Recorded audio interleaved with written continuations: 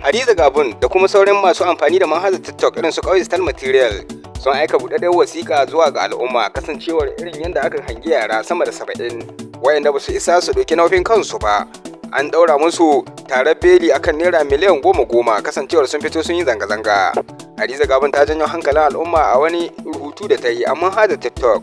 Za mu karanto muku rubutun ɗaya bayan ɗaya. To jama'a barkanku da yau, barkanku da sake kasancewa da mu a cikin sabon shirinmu. Idan yau ne ka fara zuwa wannan tashar tamu to kar ka manta ka daure ka danna mana subscribe sannan kai like dan ci gaba da samun shirye-shiryen mu cikin lokaci. Ga dai labarun ɗaya bayan ɗaya.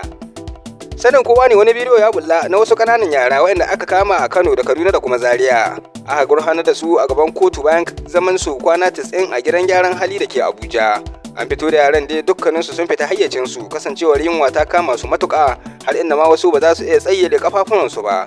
Yaran dai sun kasance dukkaninsu 'yan arewacin Najeriya ne kuma an kama su da laifin cin amanar ƙasa kasancewar lokacin da aka yi zanga-zangar yaƙi da tsadar rayuwa sun fito a wurin zanga-zangar wanda wasu daga cikinsu ma 'yan kallo ne na zanga-zangar wasu kuma ƙananan shekaru ne ke gare su wasu ma 'yan firamare ne wasu 'yan sakandare kamar yadda hotunan suka bayyana amma fa ta bakin lauyan da ke kare gwamnati ya ce dukkaninsu manya ne wasunsu ma suna da aure sabanin irin abin da bidiyon ya bayyana ma al'umma.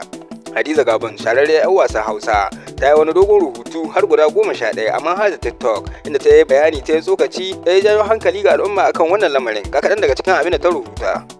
A rubutun na Gabon ta ce da muka kalli al'amarin mun ji kamar akwai zalunci a ciki.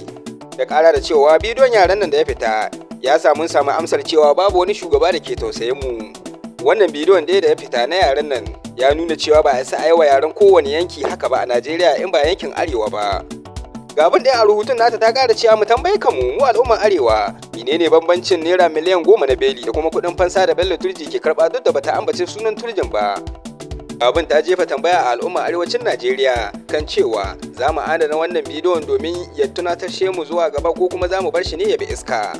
Daga ƙarshe dai Hadiza Gabon jarumin Hausa ta yi kira ga al'umma ko kuma ta yi tambaya kan cewa shin za mu adana ƙuri'unmu ne har 2027 mu fito mu kama su ko kuma za mu ƙara fitowa zanga-zanga ne su kama mu.